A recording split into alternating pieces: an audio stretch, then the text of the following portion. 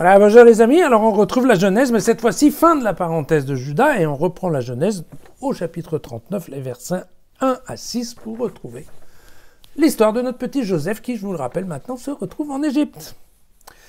Car Joseph était descendu en Égypte, Potiphar, eunuque du Pharaon, le grand sommelier, un Égyptien, l'acquis des mains des Ismaélites, cette fois-ci ce sont les Ismaélites, qu'il y avait amené.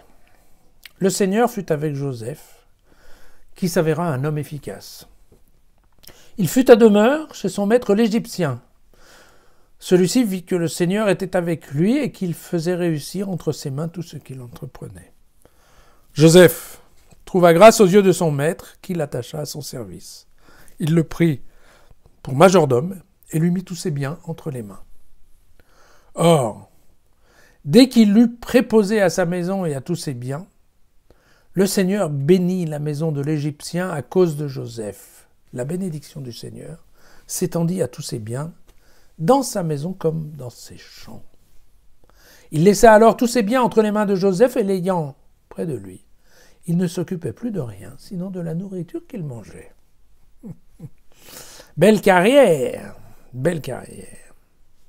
Alors, il y a quand même dans ce passage qui ne paraît pas forcément très passionnant, mais il y a quand même deux points qui sont importants. Le premier, c'est que on ne sait rien de Dieu ni de son plan, mais on comprend en regardant la réussite de Joseph que Dieu est avec lui.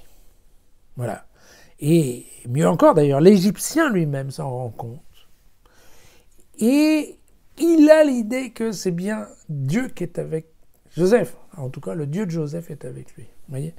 Et donc, c'est quand même une nouvelle façon de voir Dieu. Parce qu'effectivement, on pensait bien déjà au chapitre dernier, on se rendait bien compte que Dieu devait un peu aider Tamar pour mettre en place ce genre d'histoire un peu compliquée. Mais Dieu n'est plus celui qui souffle dans les narines de l'homme pour lui donner vie.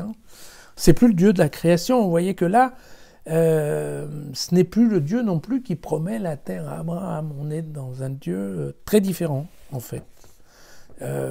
C'est le Dieu qui agit, j'aurais un peu tendance à dire, un peu backstage, vous voyez, en arrière, dans les décors, en fait, du théâtre, qui tire les ficelles. Voilà. Le deuxième point aussi qui est important, en termes théologiques, c'est que Dieu bénit la maison de l'étranger.